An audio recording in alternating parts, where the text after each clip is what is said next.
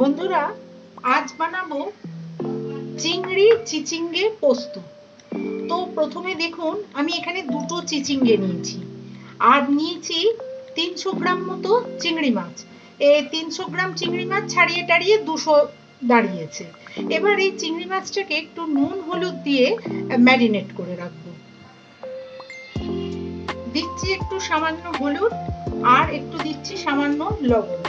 এই দিয়ে এটাকে ভালো করে একটু ম্যারিনেট করে রেখে দেবো। 10 মিনিট মতো রাখলেই হবে। এর মধ্যে আমি এই যে চিচিঙ্গে গুলো আছে, এই চিচিঙ্গে গুলোকে আমি ভালো করে খোসা ছাড়িয়ে নেবো একটা পিলার দিয়ে খোসাটা আস্তে আস্তে দেখুন এরকম করে করে ছাড়িয়ে নেবো। চিচিঙ্গেদের খোসা ছাড়িয়ে একদম ধুয়ে নিয়েছি।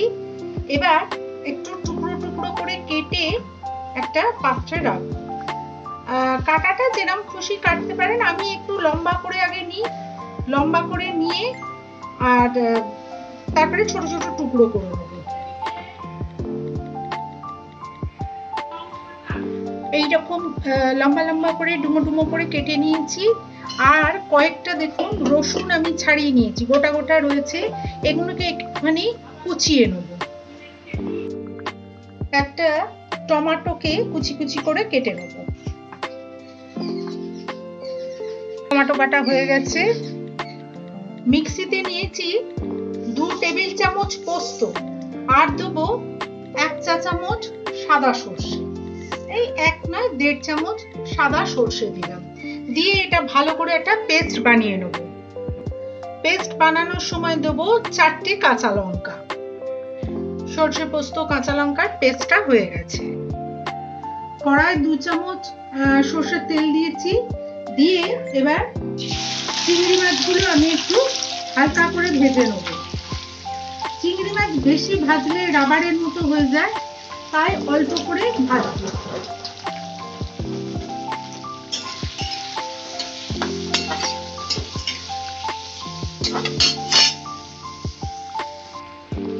চিংড়িগুলো সুন্দর ভাজা হয়ে গেছে। এবার চিংড়িগুলোকে আস্তে আস্তে তুলে নেব।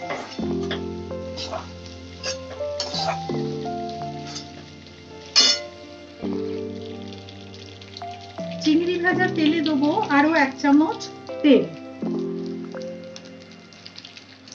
তেলটা গরম হয়ে গেছে। এবার দেবো একটু কালো জিরে, রসুন কুচিগুলো দেবো ফোড়ন হিসেবে।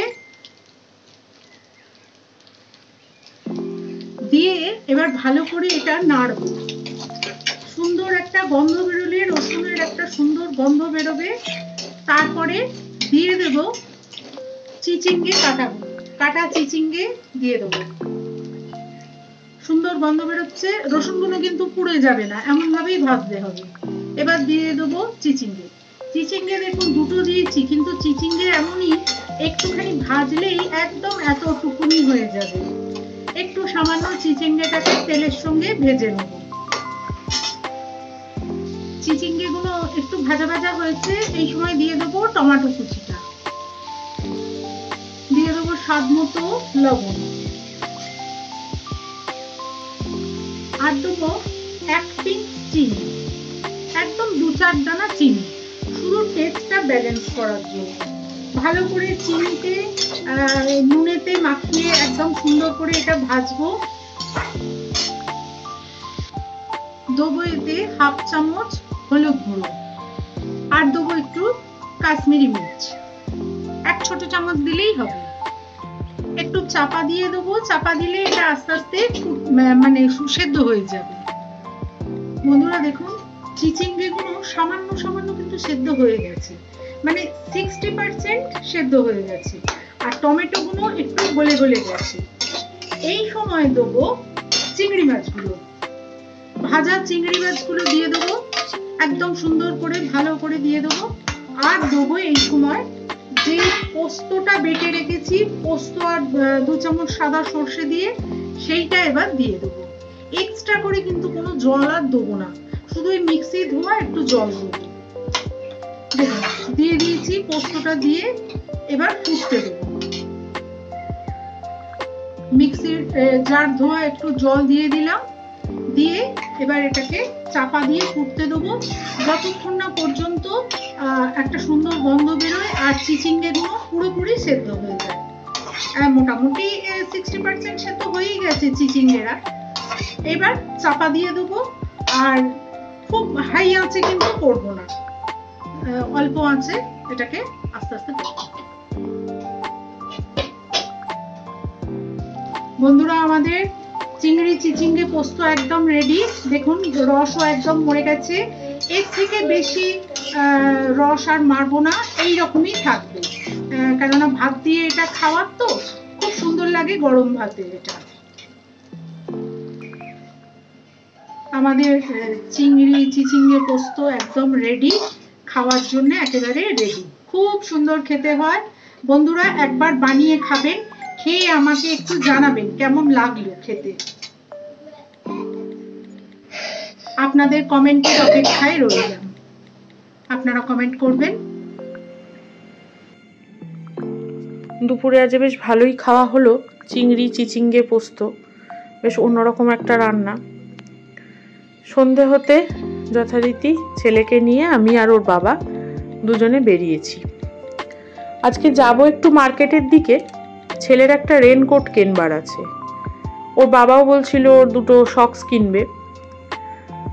তো দোকানের দিকে যাওয়ার আগে ওর বাবাই বললো চলো ছেলেটাকে একটু চিলড্রেন্স পার্কে ঘুরিয়ে আনি, তারপরে একটু চাটা খাবো, খেয়ে তারপরে চৌমাথা বাজারের দিকে যাব।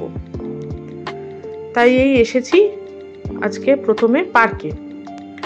পার্কটা তো আপনারা দেখেইছেন এর আগে, গঙ্গার ধারে আমাদের এখানে যে পার্কটা রয়েছে, ক্রেক পার্ক যেটার নাম। আজ এই রোববার সন্ধেবেলা হলেও দেখছি পার্কটা বেশ ফাঁকা রয়েছে। ছেলে যথারীতি অনেকটা খোলা জায়গা পেয়ে খুব ছোটাছুটি শুরু করে দিয়েছে। খোলা জায়গা পায় তো আসলে এখানটায় এসে দেখি খুব দৌড়ায়, ওর বাবাও ছেড়ে দেয়। আমি আর ছেলের পিছন পিছন অত ছুটতে পারি না, কিন্তু ওর বাবা দেখি ছোটে। ওই যে ওইখানে মিউনিসিপ্যালিটির একটা ক্রেন দাঁড়িয়ে রয়েছে, সামনেই তো মিউনিসিপ্যালিটি, ওই জন্য ক্রেনটা এই পার্কের মধ্যেই থাকে। ওইটা হচ্ছে আমার ছেলের ভীষণ আকর্ষণের জিনিস, বারবার করে ক্রেনটাকে দেখবে বলে ছুটে ছুটে যাচ্ছে। আজকে আবার দেখলাম লোকজন কম বলে পার্কটা একটু অন্ধকার রেখেছে, এই ফোয়ারা টোয়ারাগুলোও দেখলাম চালায়নি। চিলড্রেন্স পার্কের ওখানটা দেখলাম একটু কাদাও জমে রয়েছে, বর্ষাকাল তো, কাল প্রচন্ড বৃষ্টি হয়েছে, তো এখানে যেখানটা মাটি মাটি দেয়া সেখানটা দেখলাম ভালোই কাদা রয়েছে। ওই জন্য ওর বাবা আর ওকে স্লিপটায় চড়তে দিল না, বললো আবার কাদা মাখবে, জামা কাপড়ে কাদা করবে। ওই জন্য চিলড্রেন্স পার্কের জায়গাটা থেকে নেমে আমরা এই গঙ্গার ধারটায় এসেছি। পার্কটার তো 3টে অংশ, গঙ্গার ধারটায় একটুখানি দাঁড়িয়েছি। হাওয়া অতটা দিচ্ছে না, কিন্তু জল ছোঁয়া একটা ঠান্ডা আমেজ রয়েছে, বৃষ্টি হয়ে গেছে তো, সেই জন্য বেশ ভালো লাগছে গঙ্গার ধারটায়। আর ওই যে আজকে বললাম একটু ভিড়টা কম পার্কে, সেই জন্য এখানটা বেশ দুদণ্ড দাঁড়ানো যাচ্ছে শান্তিতে। গঙ্গার ধারটায় এলে ভারী ভালো লাগে সন্ধেবেলা। বেশিক্ষণ দাঁড়ানো যাবে না, কারণ কেনাকাটা আছে, অনেকগুলো কাজ আছে। তার আগে একটুখানি চা খেতে যাব। চা মানেই অবশ্যই সঙ্গে টাও থাকবে কিছু না কিছু, শুধু চা তো আর খাওয়া যায় না, তার আবার রবিবারের বাজার। ওই একটু স্ন্যাক্স ট্যাক্স গোছের কিছু খাবো, খেয়ে তারপরে যাব রেনকোট কিনতে।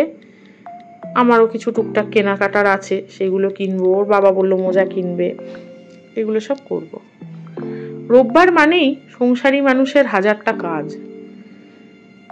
ছুটির দিনে ঘরের কিছু কাজ, ঘরের গোছগাছ, পরিষ্কার করা, কাচাকুচি, আবার দোকান বাজার সবই আছে। পার্ক থেকে বেরিয়ে এসেছি, বলিদাঘাটা মোড়ের যে কফি হাউসটা আছে ওইটাতে। ওইটার দোতলাটা এখন আবার দেখছি এসি করে দিয়েছে, যার জন্য গরমে আর কষ্ট পাওয়ার কোনো ব্যাপার নেই। আর একদম গঙ্গার পাড়েই তো, সেই জন্য এমনিতেও হাওয়া দেয় প্রচুর, আর এখন তো এসি করে দিয়েছে বলে আরোই বেশ সুন্দর পরিবেশটা হয়ে গেছে। এমনিও এটা বেশ সুন্দর সাজানো গোছানো, মানে ইন্টেরিয়ারটা বেশ অন্যরকম, হাতে আঁকা আঁকা বেশ করা, আমার বেশ ভালো লাগে দেখতে।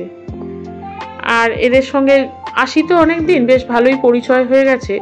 তো যে দিদি আর কি থাকেন ক্যাশ কাউন্টারে, যে দিদি বসেন, ওই দিদির সঙ্গে বেশ ভালো আর কি আমাদের পরিচয় হয়ে গেছে।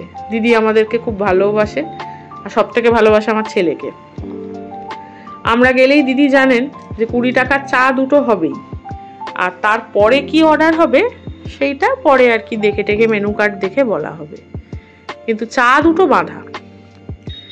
এই যে দেখুন, সামনেটা কাঁচ দিয়ে মুড়ে দিয়েছে এসি বলে, আর এখানটা কি সুন্দর বাল্ব ঝুলিয়ে ঝুলিয়ে দিয়েছে, আবার ছোট ছোট কিছু মূর্তি টুর্তিও রেখেছে, ভেতরটা খুব সুন্দর করে সাজিয়েছে। আমরা অনেকগুলো ফটো তুলেছি আজকে, কর্তা গিন্নি আবার ছানাকে নিয়েও তুলেছি। ছেলের প্রিয় ফিশ পকেট এসেছে, ফিশ পকেট খাচ্ছে ছেলে বাবার সঙ্গে, আর তার সঙ্গে চা দিয়ে গেছে। খাওয়া দাওয়া সমাধা করে এবার আমরা এসেছি চৌমাথা বাজারে। চৌমাথা বাজারে ছেলের রেনকোট পছন্দ করছে ওর বাবা। এই গেরুয়া রঙের রেনকোটটাই মনে হলো ওর মাপে একদম ঠিকঠাক হবে, সেই জন্য এটাই ওর বাবা পছন্দ করলো। আরও 2-1টা টুকটাক জামা কাপড় দেখছিলাম, তা সামনের মাসে তো ছেলের জন্মদিন আছে, ঠিক করলাম সামনের মাসে কিনবো। আজ ভিডিওটাও তাহলে এখানেই শেষ করি। ভিডিওটা কেমন লাগলো আমাদেরকে অবশ্যই কমেন্টে জানাবেন। ভালো লাগলে একটা শেয়ার করবেন, লাইক করবেন। সবাই ভালো থাকবেন, সুস্থ থাকবেন। নমস্কার।